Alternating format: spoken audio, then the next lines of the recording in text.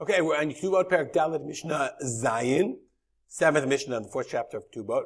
From here on in, we're going to continue to discuss until the end of the chapter parts that were considered essential aspects of the ketubah, things that were both written in the classic ketubah, and also Tana'e ketubah, Tana'e bitin, that were essential to the ketubah, even if they weren't written. Says the Mishnah, Lo katav la ketubah. If a guy didn't write a ketubah, and the development of the ketubah, you can see, happened over time. Nowadays, we say, Isha b'lo ketubah, asur ala ba'al. If a woman doesn't have a ketubah, she cannot be with her husband. But in their times, it was assumed, even if you didn't have a ketubah, nonetheless, bitula gova matayim, if you didn't write a ketubah, a virgin gets gova, she is paid matayim, 200 zuz.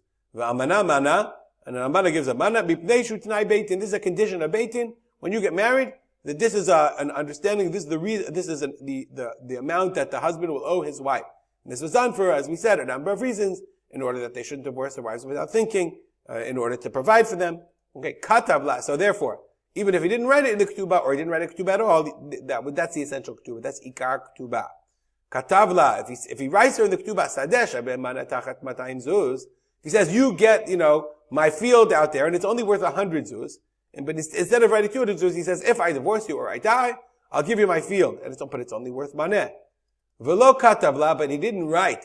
Kol nechasim di'itli achra'in l'ktubatech. This was what they would write in the ketubah. All of the nechasim, all of the property that I have, as achra'i is responsible for your ketubah, meaning, no matter what, and this is what we write in any ketubah, even the shirt off my back, we write it nowadays. If he didn't write this language, nonetheless, chayav, even if he wrote, he gave her the field, that's enough. No. You have to give her the other 200. Shehu t'nai beitin. Okay? It's a condition of beitin. Liot, Bartudur says, kol nechasav achra'in, that all of his property is responsible, is collateral to pay the ketubah. Okay? And he can't say, no, I gave her the field, that's all. So we see that the 200 for the betulah and mana for the be'ulah is a tanai beitin, as is the idea that all of a person's property is considered collateral to pay off the ketubah from the time of the marriage. It's interesting. I want to point out, you don't normally see Aramaic in Mishnayot. Normally, you see Hebrew, you see ancient Hebrew. So Mishnaic Hebrew. So I have to find out if you have any ideas why. And they even in the times of Chazal, I guess that's the language they spoke. They spoke Aramaic, but why the ketubah was always written in Aramaic, even in the language of the Mishnah.